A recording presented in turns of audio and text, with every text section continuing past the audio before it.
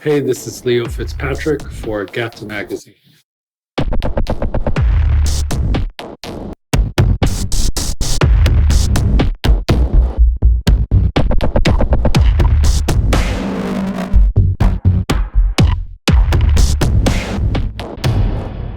I guess I would define myself as a defunct New Yorker who moved here looking for an identity and still haven't figured out whether or not I found one.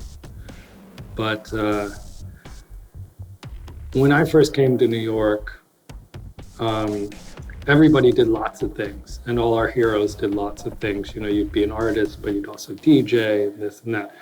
And so the generation I grew up with grew up like experimenting with everything. And that's still how I like to operate, and still the type of people that I look to work with, you know. I mean, in New York, you can do it all, so why not try to, you know? So yeah, I guess if I had to describe myself, it would be a person who's still trying to figure it out. Well, the interesting thing about public access for me was that when I knew I wanted to open a new gallery, I didn't know where it was going to be. And like everything, my decisions are kind of driven by what I can afford and where I can afford to be. And so originally I was looking down in the Chinatown area where a lot of other galleries are. And I just kind of didn't find anything that I liked. And then strangely, I found this location on St. Mark's, and the street itself has kind of started dictating the type of art I'm showing, because I want it to be for the kids who hang out on this street. It's not necessarily for the art world, it's for kids, you know. And I've never been good at selling art. So even if I had a $50,000 painting in here, I couldn't sell it anyway. So you gotta have some fun with it, you know. And so yeah, and you know, like you mentioned, my first gallery, Home Alone, was more of a project space. We didn't sell art. But what we did was, and I had two partners in that, Nate Lohman and Hannah Leiden. But what I managed to do in that time was build a resume to where a larger kind of blue chip gallery wanted to hire me to work for them. And so I went and I experimented in that world for 5 years, and I've kind of seen behind the curtain a little bit. And so my heart is more in like the kind of, how much can we afford to lose? You know, how long can we fake it before we fail? Kind of a thing. You know, it's like, it's not about succeeding. It's about having fun. And like, I want to show younger kids that it's okay to fail as long as you're having fun, you know? Like, it's not necessarily a failure just because you didn't make money at it. So that's, I don't know. There's really no big game plan here. It's just fake it till you make it, or don't, and go out in a spectacular fashion, you know? There is no, I don't know, there is no like real business title to what this is. We don't have a business account. We don't really operate in that way. So it's kind of a nonprofit, but only because we're not profitable and we're sort of fuck ups. And again, we meaning me, like there is nobody else. It's me. I'm like a dysfunctional adult that has never had a credit card. You know, like I didn't take out a loan to do this. I just thought to myself, how much money can I afford to lose? So it's like, you know, when you go into it with the expectation of losing money, there's a big freedom to that. You know, we are like, okay, I'm gonna lose this amount of money, and that's, you know, I don't know. There's this great film about this band KLF, and they burned £1 million, £1 million, and it was highly controversial. But this is a very small version of that. You know. Yeah, so I just thought there was a need for a space for kids to feel comfortable going to. You know, the art world can be very exclusive and kind of egotistical and bullshit. It's all smoke and mirrors. And I constantly promote to kids, go see art shows. Like, they're free. There's literally hundreds every month. Like, just go. You know, even if you don't like it, it's still better than sitting at home and staring at your phone.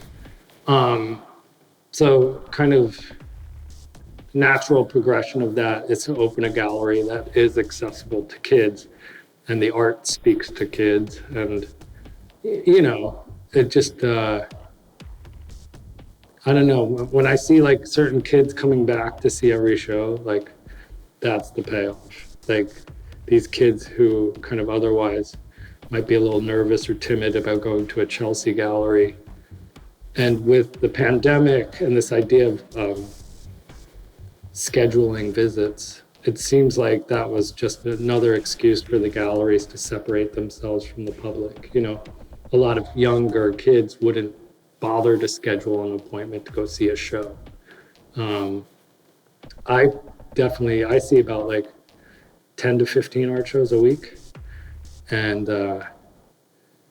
I enjoy it, but it's also to just kind of see what's out there. And I don't know, I guess I don't know how many hungry kids there are out there for culture, but if they're out there, I want them. You know, I want all the misfits that don't feel comfortable in other situations. I'll take them, you know, come here and just hang out. You know, I want it to feel like a skateboard shop. I want it to feel like just a hangout, just a place to stop by, you know. Don't worry about buying anything. You don't have to buy anything. Just come and take 5 minutes of your day to look at some stuff, you know. So, and that's only because like I know how that feels, because I was a skateboard kid who was interested in art but didn't know how to navigate that world. And now I have a lot more confidence. So I show up to galleries with my skateboard and fucking backpack. I don't give a shit. I know those people who are behind the desks. Those people are interns. You're not actually talking to David Zwerner or Larry Gagosian. Those people are just fucking interns. So why do they have to be such dicks? I don't know. But it's just like I think it's the gallery system from the top down. This kind of has this elitist, you need to be rich to be a part of it, when that's fucking totally not true. But I don't know if I answered your question. No, it's a great answer. And also I wanted to ask you, is that why you call it public access? Because you want to make it accessible? Yeah, 100%. I mean, I grew up watching public access television. Like, I love public access television because it's like just free for the people, and there's so much strange programming on there, but it's totally democratic. And yeah, I just like the name, and it's true. Like, I didn't want to call it the Leo Fitzpatrick Gallery. You know, that's stupid. I don't know, like, the way I've named galleries this whole time has always just been like, something stupid comes to my mind, and then it just kind of stays there. Like, Home Alone 1 and 2 came about because originally we just had a storefront window and the art was in there by itself. There was no actual gallery space. So the art was Home Alone. So that's why we called it Home Alone. Then Viewing Room came about just because it was a viewing room in a gallery. Let's just call it what it is. It's not a real space. It's like a viewing room. And then Public Access, yeah, it just kind of came to me one day. We were gonna maybe call it Home Alone again or something. No, Home Alone 2 Again was the other name we had, because it just sounded so stupid. But yeah, we just kind of stuck with, we meaning me, we just stuck with Public Access because, yeah, it's just perfect. I don't know. It's, yeah. And I call it a gallery by default, but generally I just call it Public Access. Like, because I can fucking do whatever I want in here. It doesn't necessarily have to be about art. You know, I can make it a record store if I want to. As long as kids come through, you know, that's all I care about. is to like, you know, I think the reason why art galleries get so caught up on presenting art is because they could sell it for a lot of money and pay the rent and become fancy or whatever. Whereas that's not necessarily my goal. You know, I could put a fucking pinball machine in here and be like, it's an art show. I don't know. Like, you know, I can, that's the thing. Like, I have no partners. I have no one to answer to. So I can do whatever the fuck I want, which is, there's a great freedom to that, you know. Except for the landlord, you got to pay the landlord. But again, if you know you're going to lose money, then that's just part of it. You know, you're like, okay, I didn't make any money that time. And it's, you know, I understand galleries have to make money. Like, people generally like to make money. I grew up in a weird way where as long as I had enough to eat and pay my rent, and was kind of dictating what I did. For me, it's more about being content than about being rich. Like, as long as I know I'm providing substance, that to me is more important than being rich, you know, or driving a nice car or anything like that. Like, obviously, like, I didn't buy these pants looking like this. I've had these pants for 20 years. You know, it's like, I don't need a lot to get by in this world, you know. So, but I don't know. But I guess what I need more than anything is the feeling of accomplishment, weirdly. Like, I don't always enjoy what I'm doing, but I'm glad I did it when it's over, you know. So, and like, perfect example of that is I do a radio show on this thing called The Lot Radio once a month. And that's like, you know, it's just 2 hours, but I don't get paid for it or anything. I have to like bring my records out to Brooklyn after going through them for a week and figuring out the whole show and this and that. And it's like kind of a pain in the ass, but I know there's something to show for it at the end of it. So that's why I love doing it, you know? And being part of that community too, you know, like I don't get to go out at night really anymore, even pre-pandemic. I don't get to DJ out in the world anymore. So that's kind of my little way of being out in the world, is doing this little radio show. I don't know, because I don't want it to seem like I'm making an excuse for artists. Like there really shouldn't be that many problems if you're an artist. You just figure it out. Like I don't want to hear about your problems. You know, a lot of my friends just make work on their kitchen table, you know, and it's like that. If that's what you have, that's what you do. I think the main problem is space, but that comes down to galleries. The bigger the gallery, the bigger the art has to be, kind of thing. And so people think they need to make big art, which is total bullshit. And yeah, it's just a size issue, you know. I don't know. For me, I've never thought too much about the art that I show. It's always about the people and whether or not I like the artist as a person. The artwork is kind of secondary. And so, yeah, I don't know. Like yesterday, there was an artist in here who was 65 years old, and I just saw him drawing at a bar one night. I said, hey, I'd like to see some more of your drawings. And so he came by the gallery, and you know, he's never had an art show or anything like that, but there was just something that attracted me to him. And I feel like one of the problems for young artists is self-promotion and Instagram and this kind of thing. And I understand that it's necessary, but they can overdo it and kind of repel people because they're too over self-promotional. And I'm not looking for somebody who's good at promoting themselves. I'm looking for somebody who doesn't know how to do that and that I can provide an opportunity to, you know. It's like, it's getting harder and harder and harder to find obscure artists because of the internet and social media and self-promotion. And I'm very much looking for obscure artists, you know. So that now means somebody with like a low follow count on Instagram. You know, like, I don't know, reading books really helps because I like to show a lot of older artists and those people aren't on social media. So you have to like catch their name in a book and then do the research backwards, you know. So that's what I'm always looking for, just people who are kind of not popular, basically. Like, if you're popular, you don't need me, that's for sure.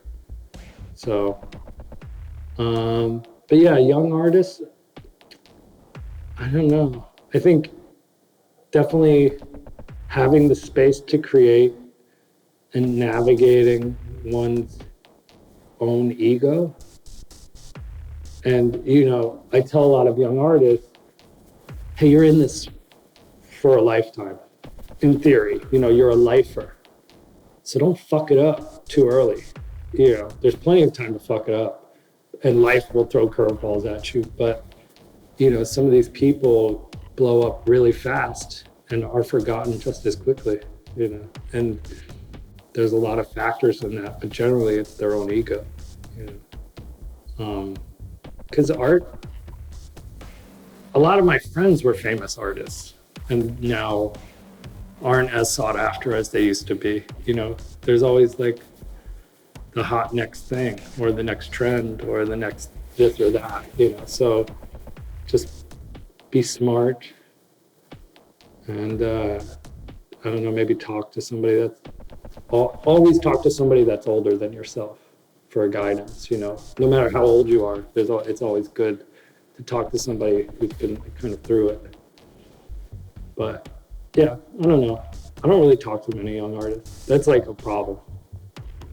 Like I don't know how to access their world, and I'm not necessarily comfortable in their world. I feel like it's and this is a problem just within myself, but I don't think it's appropriate for me to hang out with young people. You know, which it isn't, you know, like I'm like in my 40s. I shouldn't be hanging out with 22-year-olds outside of like professional situations. When I started curating, basically what happened was like I was the actor that didn't really work too often. So I would just hang out with all my artist friends and we could stay up all night because nobody really had jobs. And it was just like this crazy, you know, 10 years or something where we just like partied all the time. And, but again, like I like to contribute. I like to feel like part of the conversation. And we would often talk about art. And so I was like, let's just fucking start a gallery, you know. That way I now have like a little more official role in the group of friends. Like, oh, Leo's the one who does the gallery. It's not like, oh, Leo made a movie 5 years ago and has been like milking that ever since. But before that, you know, I used to just curate shows at bars and stuff. And I don't care if you curate a show at a pizzeria, I'll come see it. Like, it doesn't need to be in a gallery. Do it in your apartment. I've seen great apartment shows, you know. And the thing is, if you curate a show at a bar, I guarantee more people will see it than if you curate a show in a gallery. You know, and a more diverse crowd will see it. It's not just like people who go to galleries. Everybody goes to a bar. Only weirdos and assholes go to galleries. You know? So like don't get so concerned about curating in a gallery space. Curate wherever the fuck you can. You know, like if you can do something on the street, do it that way. Like do it anywhere. And the weirder, I think, like the more exciting. Like think outside of a white box, you know. So yeah, I don't know. I mean, I'm kind of restricted to a white box, but now that it's getting warmer out, I want to think of things to do in Tompkins Square Park because I kind of consider that my front yard, you know, or just do things straight up on the street because, you know, it seems like the cops really don't give a shit anymore. And they're not, I don't feel like the cops are really doing anything, which means you can do anything. You know, it's like, fuck it, if the cops aren't stopping you for drinking or smoking weed or this or that, why not just throw a fucking rock show in the middle of the street? You know, if you can't have people inside, do something else. And that goes for everything, you know. It's like, I don't know.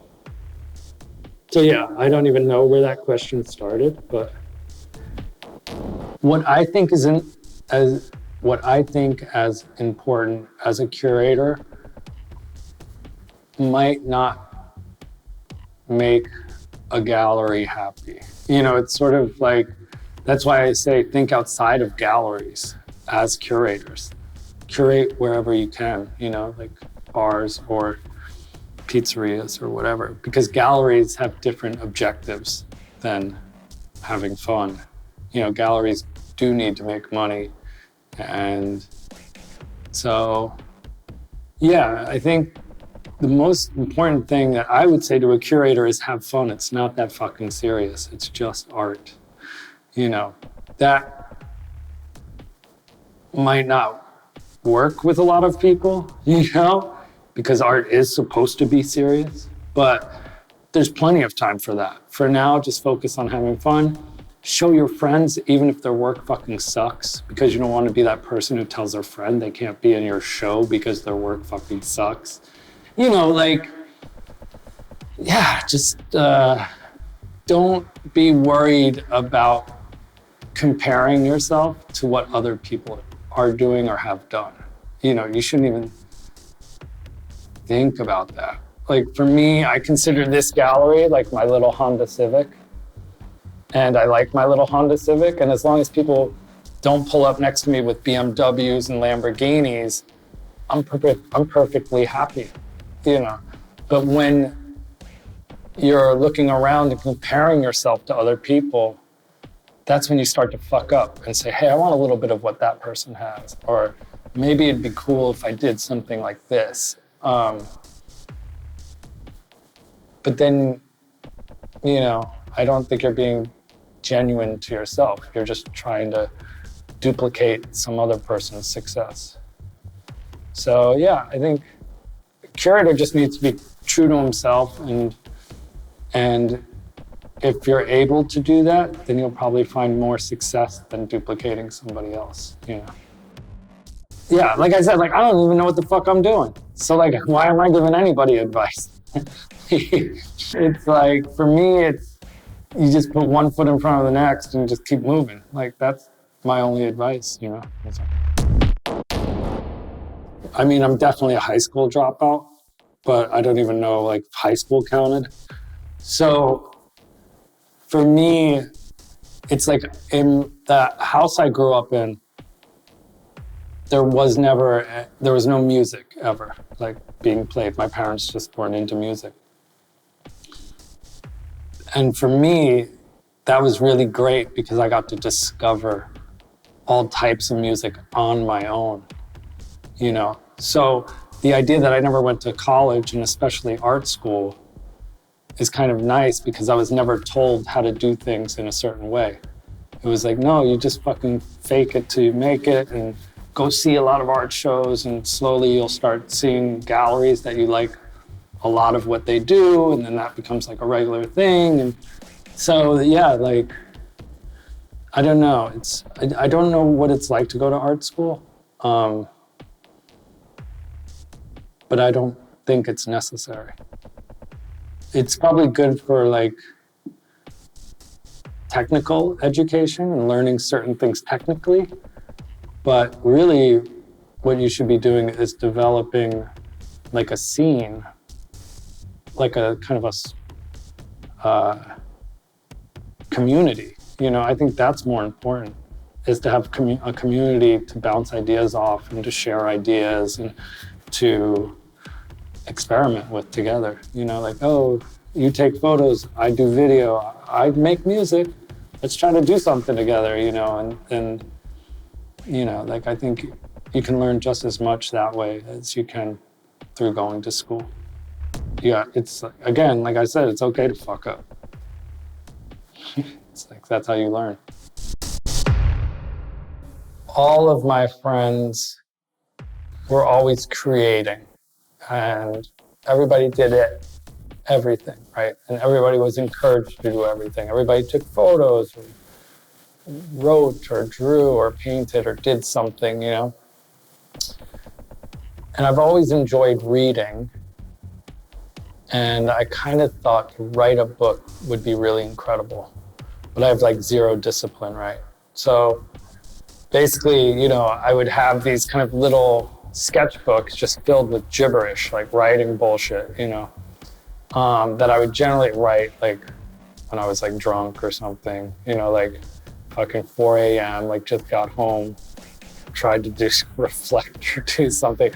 And like half of it, I couldn't even read my own handwriting. Like I would be that fucked up when I was trying to do it.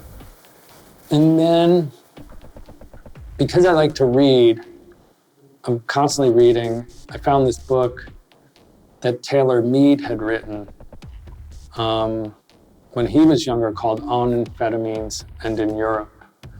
And it's this great book of just like these one-liners. And I was like, fuck, like, this is cool. I want to kind of recreate this. And I knew, basically I had all these like kind of little sketchbooks that I was going to throw away. And I was like, I want to at least make something out of this before I destroy it. It doesn't have to be good. It's just, make it just to make it, you know, like who cares? It's just like a little thing. And so, yeah, that's what I did. Like, and I think at the time, my friend had a publishing company, and I don't know, it's weird. Like, my group of friends were very encouraging about doing whatever the fuck you wanted. Like, hey, you want to make a book? Let's make a book. Like, the other day I was talking to my friend about the artist Terrence Coe. I don't know if you know who he is, but so Terrence had a little gallery on the Lower East Side, and Terrence was very flamboyant, and he's fucking fantastic. And everybody used to party together, and one night we're partying, he goes, Leo, you know, you really should be an artist. It's so much fun. He was like, why don't you do an art show at my gallery? And I said, well, I'm not an artist, you know. I was like, but I can try, I'll think of something. You know, again, it's experimenting. All right, let me see what I can do, you know. And so I think I pulled together like 18 of my friends and made this project called Fuck Friends. And it was all collaboration based, you know, like I would make a thing and my friends would collaborate on it. And that was around the same time. And you know, we were so young, we didn't second guess ourselves. If there was an opportunity, you just did it. Like, you know, you want to have an art show? Okay, let's do an art show. You want to make a book? Okay, here you go. Not too much thought was put into anything. And everybody was pretty supportive of each other, you know. It was like, okay, like, I don't think this is very good, but that doesn't mean I won't do it, you know. So, and like a lot of those ideas were definitely fueled by drugs, but in a good way.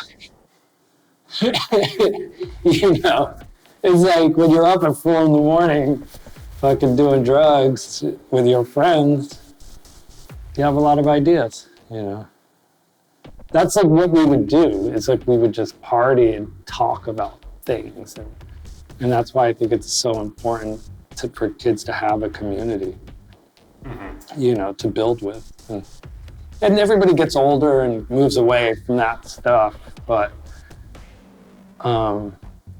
do it while you have the energy. You know, it's like, me and my friends are still up at 6 a.m., but it's because we have kids now.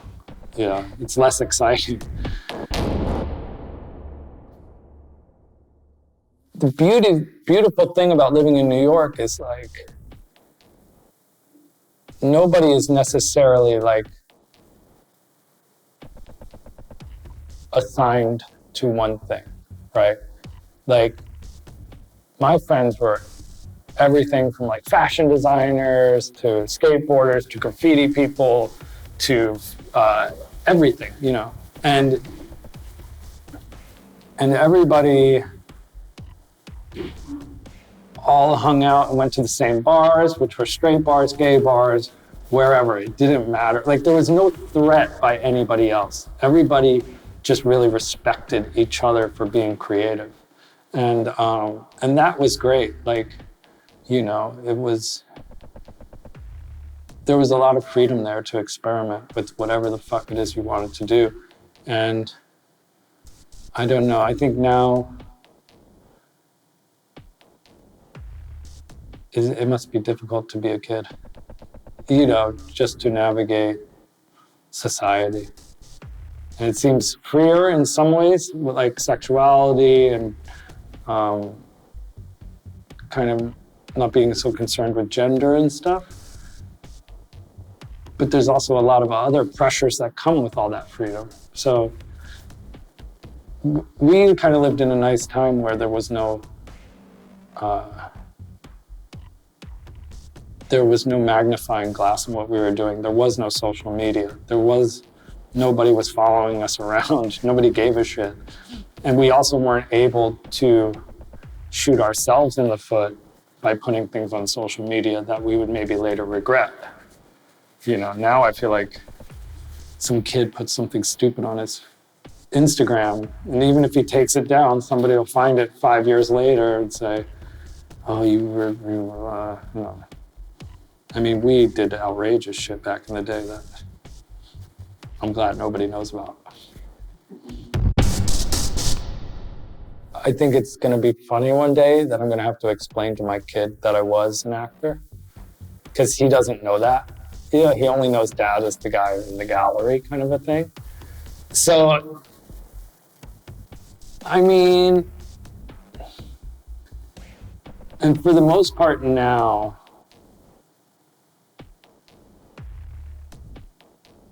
I mostly like turn down movies now. I don't really care to act. It's weird. And I know it's like a nice opportunity, and I appreciate the opportunity.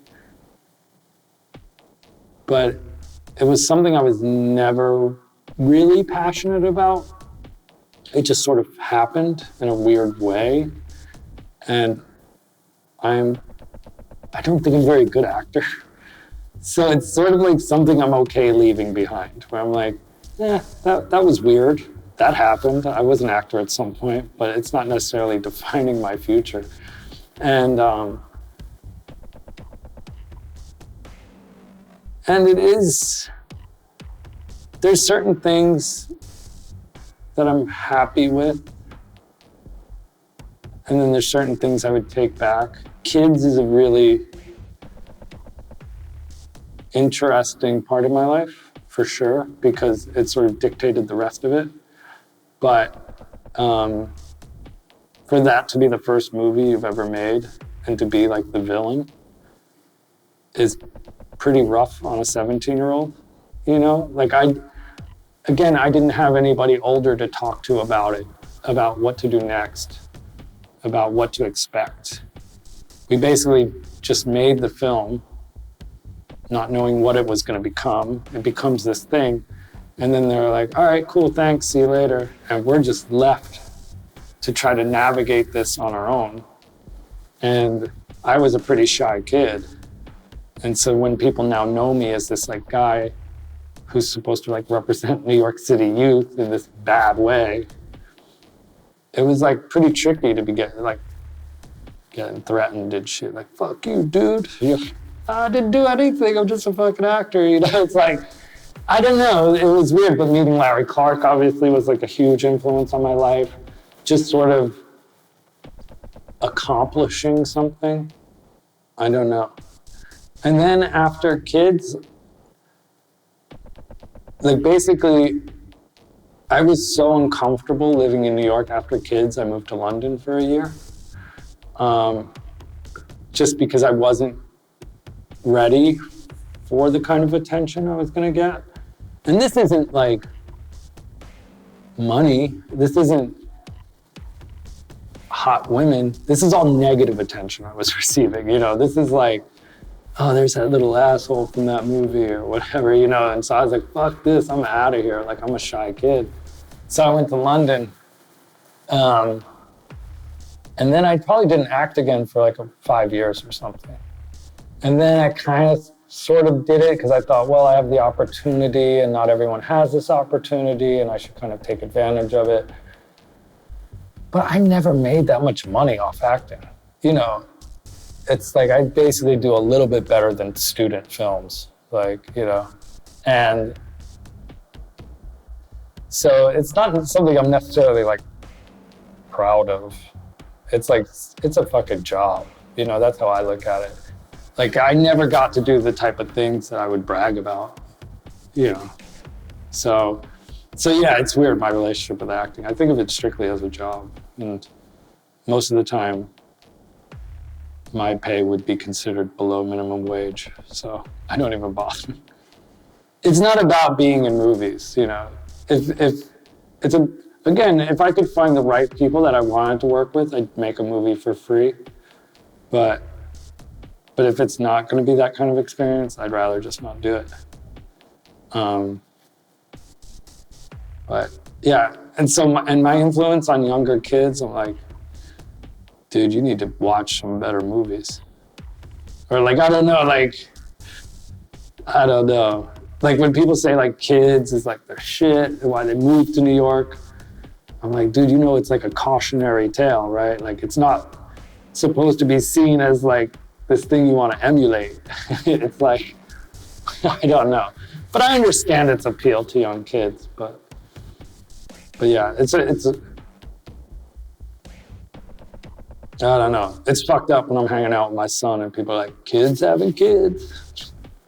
The fuck up. You know? So yeah, I think it'll be more, for me, being an actor is embarrassing, but it'll be more embarrassing for my son to know his dad was in that movie. So that's kind of funny. So that kind of makes it worth it. Like having to show him that movie one day, it'd be like, yeah. So, yeah, I don't know. It's a weird, I don't really talk about it that much, acting.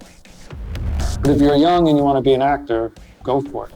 Like, don't let me discourage you. But again, like, make something with your friends. Don't worry about being in a big Hollywood movie. You know, keep it local, keep it fun, keep it interesting. It's fucking crazy having a kid. Like, it's not something I ever thought would happen.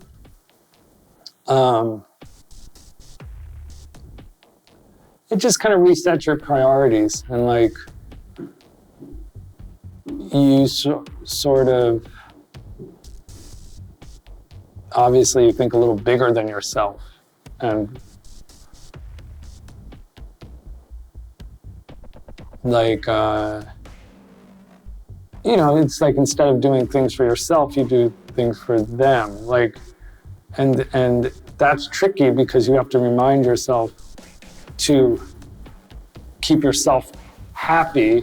That way you wake up happy and you're able to, so it's sort of a balance, you know, like, but like everything else, I don't really know how to be a parent. So it's like, fuck it, I'm just winging it, you know? But it does give you a structure. And you just try to be the best parent you can be and be around and talk to your kid and fucking have like a relationship with your kid. raising a kid in New York is kind of scary. Because New York kids are such dickheads. Like, they're all arrogant and like think they're fucking entitled just because they grew up here. And I'm like, my kid better not do that. Like, if he's wearing a Thrasher sweatshirt, he better fucking skateboard. You know, like, it's like, I don't know. So yeah, I don't know. It's like everything else. I'm just trying to figure it out as I go along. And luckily he's got a good mom and he's a pretty goofy kid and he seems like pretty well adjusted for this world. So that's good. You know, and I also think there's only a small window of time until he starts telling me to fuck off. So I should enjoy it. You know, that's just inevitable, right? So yeah. So right now he's 5, and that's a good age. That's fun, you know. So yeah, I think people are either gonna want to have kids because they realize that it's important to them, or totally be like, no kids because this world is fucking gonna end. Like, you know, and yeah. I don't know, like for me, like having this gallery during this time is important. Strictly for the fact that when my kid grows up and he realizes like, what did dad do during the pandemic? It wasn't like, oh, dad just became an alcoholic. It's like, no, dad fucking opened a gallery at the worst time possible and had fun. You know, when it seemed like a very selfish time to have fun or do anything that was inspiring because people were suffering. But, you know, that's, everybody deals with things differently. And this is kind of how I dealt with last year, you know. So, yeah, I don't know, like, yeah. It's, you know what the thing is about having kids is you want them to be proud of you. It's not the other way around, you know? So you gotta wake up every day and fucking do something, you know? But that's at least how I feel. Like, there is no days off or fucking, you just gotta get out there. My big concern is that he wants to be an actor. That'll be fucked up. It's funny because I think like I'm unsuccessful in all those fields, in acting, curating, this and that. So I just change fields. You know, it's like, if you can't catch me, you know, if I keep moving, then you can't say like, oh man, he really sucks at acting, because I've already moved on to something else. So it's sort of, I don't know. And the one thing I will say is that I do believe that the more you live, the more you can bring back to each thing. Right? So like, if, I'm always surprised there hasn't been more movies and stuff about the art world, because the only thing that makes sense in the art world is that nothing makes sense, right? So it's perfect for a film or for a television show, because everybody's a fucking character between artists and collectors, and there's so much there for somebody to write about, you know? So if they ever do make a movie about the New York City art world, and I was casted in it, I would actually know what the fuck I'm talking about, because I've worked in the art world, you know? So, you know, I do think that everything kind of balances each other out in a good way. You know, the reason I wasn't comfortable being an actor was because I didn't like sitting around waiting for the phone to ring. You know, I didn't like the idea that somebody else was in charge of hiring me. I never wanted to make movies, so I didn't have that kind of control over my own career. But with art, you just fucking put some shit on a wall and call yourself a curator. Like, there is no real, like, person that can stop you from doing that, you know? So whether or not I would consider what I have done successful, I don't even think about it like that. It's, it's like, how do I feel about it today? You know, let's just get through today. And then when I get older, I'll look back at the shit I've done. But there's still a lot to be done for me to start saying I've been successful at anything. And probably the most important thing to be successful at is being a father, you know? So like, that's kind of like really where you gauge your success. You could be a great actor and a terrible father, and that's not good, you know? But you could be a great father and a terrible actor, and I think that's okay, you know? So yeah, I don't think about anything I've done in the past as far as like achievements. It's like constantly looking forward. Like, all right, what's next? What's next? You know, like I still think about like writing a book. Like that's something I would like to try to do. It's just, you know, it's sort of, for me, it's hard to even curate the next art show because I'm always here working. So like, you know, it's small things like that where it looks like it all happens, but I don't have that much, like, I'm not so successful that like, it's not me doing everything. You know, I don't have assistants or interns or anything like that. It's still just like a one-man operation. And that's probably why it appears successful, is because I don't try to be more than I am. I'm very like honest about what this is and who I am. And just like, you know, as long as you keep your idea of what success is, like normal, like, okay, I went to bed happy. That's a successful day, you know? Instead of comparing yourself to somebody else's success, then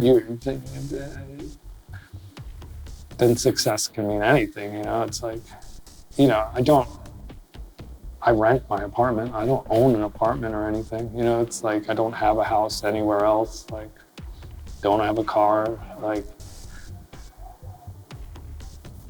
so, like, you know, like, what is success? I think the fact that I'm like kind of happy with what I'm doing is success. Like, yeah, like, I don't think I'd be happy if I was an actor.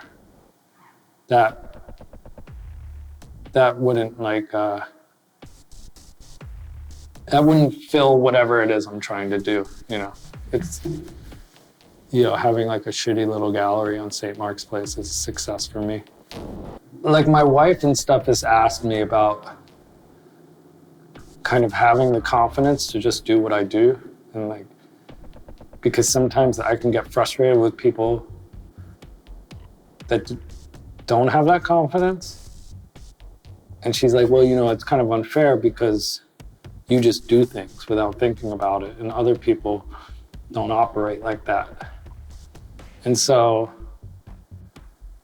you know, I have to remind myself that it's not as easy for everyone to just sort of do things as I think it is. Because like, yeah, you know, it is sort of hard to get your foot in the door and do these things. But for me, I just kick in the door. I don't give a shit. Because that's the only way it's ever worked, you know. I know, like, you just have to do it. And nobody's gonna invite you to the party. You just gotta join, you just gotta show up, you know, and just fucking go in. So, yeah. But that's like, you know, like, just kind of like how, because I was like a fucking skateboard kid. And like, also when I skateboarded, like, it was not cool at all. Like, girls do not like skateboarders. Nobody likes skateboarders. And so that really helps you build this confidence because you're like, well, I don't give a fuck if anybody likes me. This is what I do, you know? So like, that was nice, is to like have that kind of background. And skateboarding is, you know, you can do it by yourself. You didn't need to be on a team or have anybody else's approval. You just fucking do it. And so that's kind of like how I approach the rest of what I do. It's just like, you know, I don't need to ask for anybody's approval. I just go and do it. As fucked up of a time that we live in, I think things have the potential to get really exciting. And I'm looking forward to that. You know,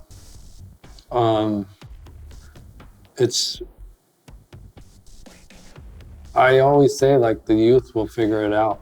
The kids will figure it out. And hopefully they take this time and the opportunities to start a whole new movement, you know, to fucking experiment and have fun and be creative and start bands and start art galleries and all this and that and be the next generation of people that fucking kind of just do things their way, you know? I don't know. And again, living in New York is probably different than anywhere else in the world. But I think in every major city, there's great scenes of young kids who are very creative. And I just hope that they use this time to experiment and try things. I don't know. You know, like, I love going to see live music, you know? And I'm like, okay, now the rents are cheap again. You could do like a speakeasy. You could start a nightclub, you know? You don't need that much money to do things anymore. And there's only gonna be a small window before things go back to normal, you know? But I didn't like normal. Normal didn't work with me. This works with me, you know? This idea of everyone's in the same place. Like, you know, unless you're like a multi-millionaire, you're not that different from me. Like, we're all fucked. You know, it kind of leveled the playing field. Like, this thing affected everybody. And, you know, I like that people aren't paying their landlords. Like, that's fucking good for them. Like, welcome to the lives of the people who can't afford their rent. You know, like, you just expect this money to keep rolling in or whatever, but no, the money stopped. Just like the money stopped for them, you know? So, like, you know, again, it's like, I don't know. I think there's some excitement in the air again because nobody knows what the future holds. And you can kind of use this time to help rewrite the future if you wanted to, you know, if you're young and you got fucking that energy. Like, go start a gallery, go start a band, go make a photo book. I don't know, do something, you know. Just don't sit home and look at your phone and get depressed, which I understand happens too, but, you know. You know, it's like with that, that terrible, it's not terrible. It aged pretty well, actually. That REM song, It's the End of the World and I Feel Fine. Like, that would be a good song for this time period, you know? It's like, fuck it.